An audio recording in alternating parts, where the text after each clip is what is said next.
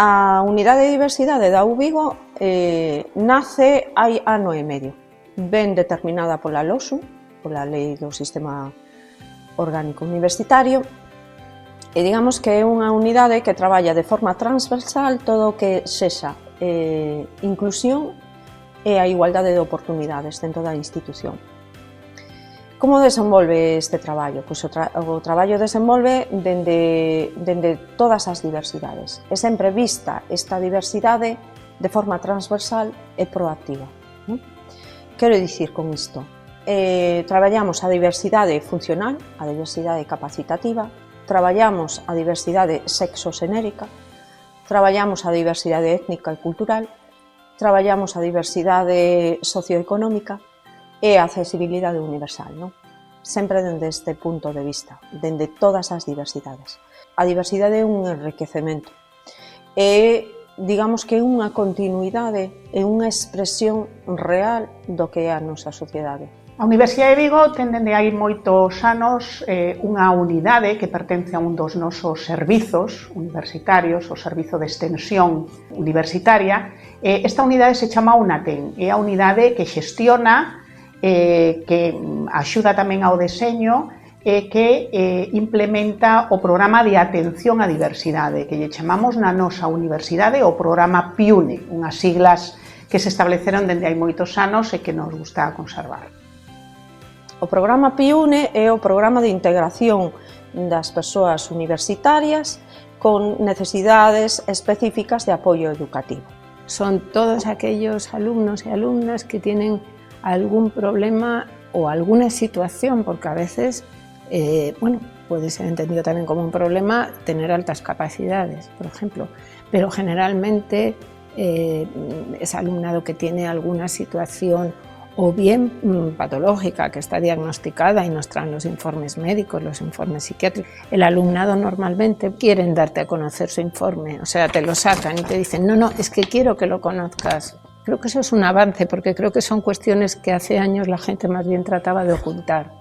Y en cambio ahora el propio alumnado tiene interés en que tú conozcas cuál es su problema, porque hay que definirlo de alguna manera, para que así también la ayuda que tú le das esté máis dirigida a súa situación. As persoas adírense a este programa de forma voluntaria, derivámolas a un gabinete psicopedagóxico onde acadan unha serie de adaptacións para ser desenvolvidas dentro da actividade académica. Entón, esas pautas envíanse ao Servizo de Xestión de Extensión Universitaria.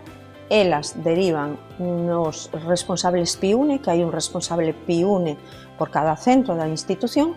Este responsable PIUNE, digamos que é como quen di o enlace dentro de cada un destes centros, onde distribuye estas pautas no profesorado, e tamén se algunha destas persoas que están adheridas a este programa necesitan algún apoio adicional, pois póñense en contacto con este enlace, e este enlace, en tal caso, deriva na unidade de diversidade. Por que falo deste programa como que é algo voluntario? Porque, evidentemente, as estadísticas falan de que temos alrededor de 256 persoas, máis ou menos, este curso pasado, adheridas a este programa. É dicir, hai persoas que non requiren de certos apoios ou de certas necesidades e desenvolven a súa vida académica de forma independente deste programa. Pero sí que pode chegar un intre en que necesiten algún tipo de adaptación, algún tipo de apoio, algún tipo de asesoramento específico. Entón é cando se achegan á unidade de diversidade, e dende a unidade de diversidade axudamos a que estas persoas podan acadar, aínda que non estén dentro do programa PIUNE, si a través dos PADs que están en cada centro, e a través das responsables PIUNE, que sí, que axudan neste asesoramento e acompañamento, a que estas persoas acaden os seus obxectivos académicos. El plan PIUNE es una ayuda, no es un beneficio ni un regalo, porque eso sería perjudicial para otro alumnado que tiene que hacer unos esfuerzos a veces enormes, ¿no? O perfil de estudantes con diversidade cognitiva, discapacidade intelectual, que adoitamos recibir na Universidade de Vigo, e penso que no resto tamén das universidades da rexión, son sobre todo estudantes neurodivergentes, Asperger, autismo. Temos tamén cada vez máis estudantes con déficit de atención, con ou sen hiperactividade, tamén persoas con dislexia, discalculia, disortografía. Temos tamén cada vez máis programas especificamente dirixidos a persoas con discapacidade intelectual, síndrome de Down ou calquera outra trastorno ou discapacidade de índole cognitivo e intelectual. Na nosa universidade temos, creo que unha panoplia de medidas de atención á diversidade que se activan dependendo das características e das necesidades deses estudantes e que son ben interesantes, non? Ademais dun profesor responsable do centro que che vai acompañar e que che vai orientar durante toda a túa vida académica, ata un titor ou titora moi especializada na problemática ou nas necesidades que presentas e que moitas veces incluso a universidade tivo que contratar fora da institución se a expertise non a atopa na universidade. Pero tamén temos a figura do bolseiro ou bolsera acompañante, non? Que normalmente un estudante que elixe a persoa que presenta barreiras para a igualdade de oportunidades e que é pois un compañeiro ou compañeira de aula que lle axuda pois a levar o día a día, digamos, do planning, non? Pois lembrar que hai algunha tarefa todavía pendente, estar con el para a resolución de algunha actividade que teña que ver cunha programación específica, cunha fecha de entrega concreta ou que lle pode axudar, por exemplo, tamén a interpretar correctamente pois unha directriz que ven por parte do docente. Dicir, non fai os traballos de aula por este estudante, pero o acompaña e moitas veces pois traduce o que o profesor está comentando para a clase, porque está comprobadísimo que o apoio dun igual a outro igual é sempre moi efectivo, non? Esta figura está resultando moi ben. Pero, ademais, a Universidade de Vigo ten un servizo de apoio psicopedagóxico e psicolóxico, ademais das becas económicas de apoio a estes estudantes, incluso para o emprendemento, moi interesantes. Despois tamén a Universidade de Vigo ten alianzas, ten convenios ou contratos con asociacións, con entidades que traballen especificamente con estes colectivos fora da universidade e que moitas veces, cando é preciso, pois apoian a universidade, ao noso profesorado, ao noso persoal. O alumnado que ten discapacidade, necesidades educativas especiais ou outros problemas, non? Poden ser incluso problemas de saúde mental ou unha persona que está atravesando unha dificultade de outro tipo que lle está afectando ao seu desenvolvemento a nivel académico, pois dentro da Universidade da Coruña ofrecemos apoio desde diferentes lugares e ademais pues, se realizan adaptacións curriculares para que poida levar o seu curso, non? Se está estudando un grado, un máster ou o tipo de estudos que este realizando con certo apoio e facilitándolle que chegue ao final pues, nas mellores condicións posibles. Non só hai ese tipo de apoio académico, sino que tamén pois, as normativas a veces facilitan, non? Ahora mismo hai unha normativa que permite tamén, dentro de certa casuística que se dé, pois que sea unha matrícula adaptada, non? Pode ser temas que teñen que ver coa conciliación, poden ser temas que teñen que ver con necesidades tamén educativas especiais, e, bueno, pues, é unha maneira tamén de facilitar. Dentro das axudas que hai alumnado con discapacidade ou necesidades educativas especiais, ademais das adaptacións curriculares, pois, claro, se estudia cada caso, porque hai persoas que necesitan axudas ao transporte, poden necesitar algún tipo de apoio a nivel material, tamén pode ser que o alumnado necesite un asistente persoal. Entón, a universidade, en principio, dá as axudas que son de tipo académico, ¿no? E intenta pois, axudar en todo o que ten que ver académico. O que son outro tipo de asistencias ten que vir de outras administracións. Entón, se valora, ¿no? Que tipo de axudas ten este alumnado e que lles falta, ¿no? A nivel académico que poidamos axudar desde a universidade.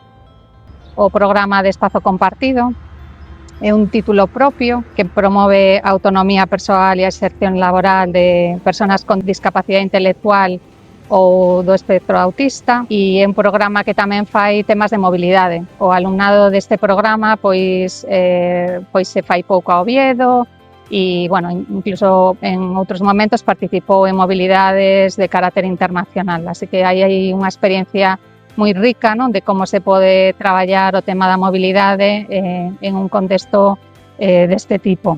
Como traballamos ao mellor pois a diversidade cognitiva, que era unha das primeiras líneas de investigación onde máis debería de incidir a Universidade de Vigo, non? Neste senso. Pois traballamos a través, por exemplo, da EMAO.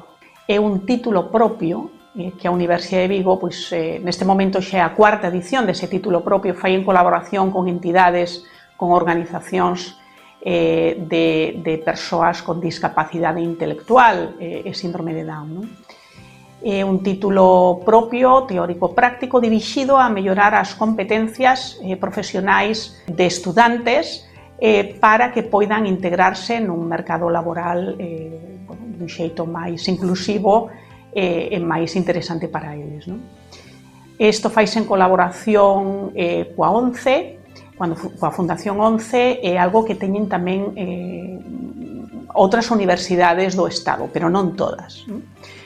E como novidade, penso que na Eurorexión é que este curso 2025-2026 a nosa universidade puxo en marcha 3 microcredenciais, unha por campus, para a mellora tamén das competencias profesionais e tamén a mellora das competencias básicas e as transversais de estudantes maiores de 30 anos en colaboración tamén con estas entidades de apoio a persoas con discapacidade intelectual e ou síndrome de Down.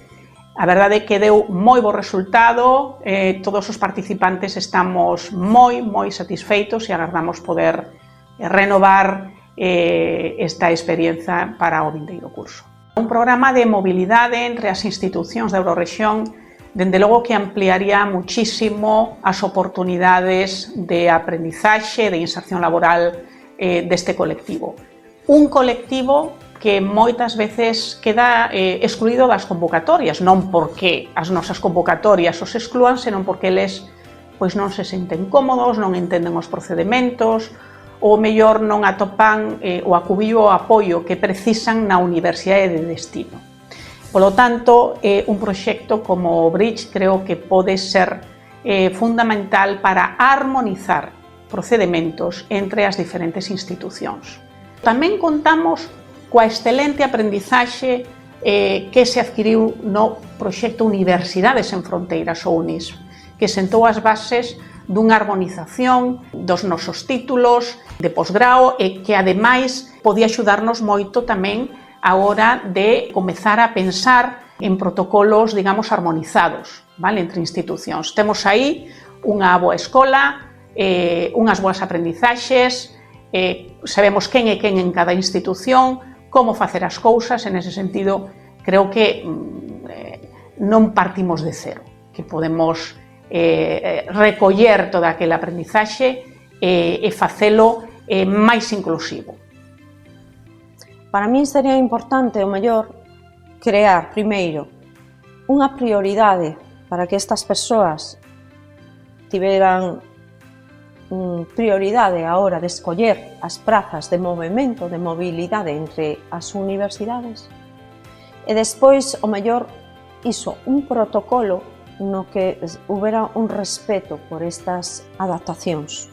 Entre a Eurorexión penso que sería indudablemente sinxelo, primeiro pola situación xeopolítica que temos, porque para min hai unha irmandade creada indudablemente entre Galiza e o norte de Portugal, especificamente, entón é algo sinxelo a desenvolver, non? E que todavía non o temos, e debería de ser así. Despois, a accesibilidade digital, nos procedementos. Estas persoas deben de ter un carácter autónomo a hora de facer os seus propios procedementos, sexa nunha universidade, sexa noutra, e debemos de traballar nese camiño. É importante mellorar as competencias dos profesionais que están traballando en todo ese itinerario, non? Que implica pois conseguir que un estudante realice unha mobilidade noutra institución. Estou falando das oficinas de relacións internacionais, das oficinas de atención á diversidade, das oficinas de estudantes, etc. Non? Creo que hai que facer unha mellor programación dos plans de formación continuada destes profesionais sobre cuestións que teñen que ver cos valores da diversidade, como traballar coa diversidade, etc. etc. Non? Ata agora hai formación para o profesorado, algunha para o estudantado, pero hai pouca para o persoal que traballa en administración e servizos. É moi importante que este persoal estea ben formado, xa o está, pero penso que todavía hai marxe de mellora, porque é o primeiro persoal das universidades co que este estudante fala. Non? A primeira vez que chega a unha universidade non fala co seu docente, pois fala coa xente dunha consellaría, fala coa xente dunha oficina de relacións internacionais, etc. etc. Non? Os principais desafíos case nunca teñen que ver coas barreiras arquitectónicas, pero sí teñen que ver coa participación na vida do campus, coas relacións sociais, co estar realmente integrado, con atopar un grupo de xenuína amizade e de compañeirismo na aula ou fora dela. Non? Atopamos tamén barreiras de participación nos órganos de máxima decisión na universidade. Polo que eu sei, nunca tivemos unha asociación de estudantes que especificamente reclamase ou defendese os seus dereitos na universidade. Tampouco temos presencia deste colectivo nos consellos de goberno ou no claustro da universidade, probablemente sí, nalgún departamento, pero digamos que son participacións nos máximos órganos de decisión, nas cousas que lles atinxen no seu día a día, esa participación é escasísima, non? E creo que a universidade ten que esforzarse por achegarse a este colectivo para pois convencelos de que a súa presencia é fundamental. En Galicia, e seguro que tamén no norte de Portugal, creo que se están facendo as cousas ben ou moi ben en ensino medio. Nos centros de ensino secundario teñen persoal, teñen departamentos de orientación moi especializados en atención á diversidade, pero tamén teñen unhas unidades multiprofesionais que operan a nivel provincial e que dependen directamente do goberno regional, da Xunta de Galicia, da Consellería de Educación, que son os equipos provinciais de apoio psicopedagóxico, que acompañan a esos departamentos de orientación na avaliación das necesidades do estudantado, elaboran uns diagnósticos psicopedagóxicos e unhas pautas de orientación, pautas de actuación para os centros, o propio estudante e as familias. Algo así é necesario para o ensino superior. Nos celebramos a diversidade, celebramos que teñamos nas nosas aulas cada vez máis estudantes con diversidade cognitiva ou discapacidade intelectual, pero precisamos a axuda multiprofesional que non temos nas universidades. Tamén é necesario que nas universidades repensemos as nosas estructuras de apoio á diversidade, porque necesitamos profesionalizalas máis, que aparezan realmente nas RPTs das universidades e que inclúan máis especialistas. Probablemente facer departamentos de orientación, de diagnóstico, de apoio psicopedagóxico ás estudantes e tamén ao profesorado e ao persoal de servizos da nosa universidade. Non só hai estudantes con diversidade, hai tamén profesorado e hai tamén PTXs, o cal penso que hai que celebrar e incentivar. Pero necesitamos tamén unidades mellor dotadas nas universidades para atender mellor a estes colectivos. Eu creo que as universidades públicas, a UDC en concreto, están facendo un esforzo moi grande atendendo a situacións que en realidade terían que atender outras administracións.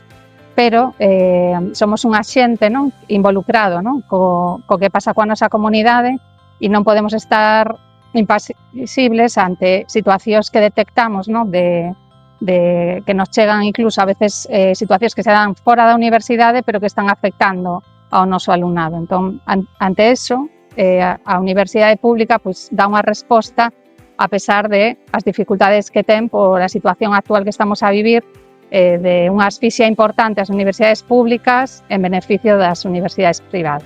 Debemos de ser as institucións superiores as pontes para que esa sociedade teña coñecemento. E como chegas de coñecemento? Pois chegan dende as distintas perspectivas, dende as distintas diversidades, dende as persoas, que somos todas diversas. E así é como percibimos na institución, na UVigo. Unha universidade verdadeiramente inclusiva é aquela que non precisa facer grandes adaptacións cando a persoa con discapacidade cognitiva, por exemplo, chega ás nosas aulas. Poderá facer adaptacións mínimas. Unha universidade realmente inclusiva é aquela que xa deseña todos os seus procedementos, os seus modos de actuar, pensando en todas as persoas, independentemente da súa condición. De xeito tal que cando esa persoa chega á universidade, pode elixir un procedimento ou outro, un modo de avaliación, un modo de entrega dunha actividade, etc., en función dos seus intereses, das súas necesidades, etc. E non teñamos despois que reaccionar. Temos que ser unha universidade moito máis proactiva. Agora hai ferramentas, grazas á inteligencia artificial, por exemplo, que facilitan moito todo isto. Deberíamos de tratar de ser unha universidade realmente moito máis acolledora, moito máis proactiva, porque iso quererá dicir que realmente somos genuinamente inclusivos.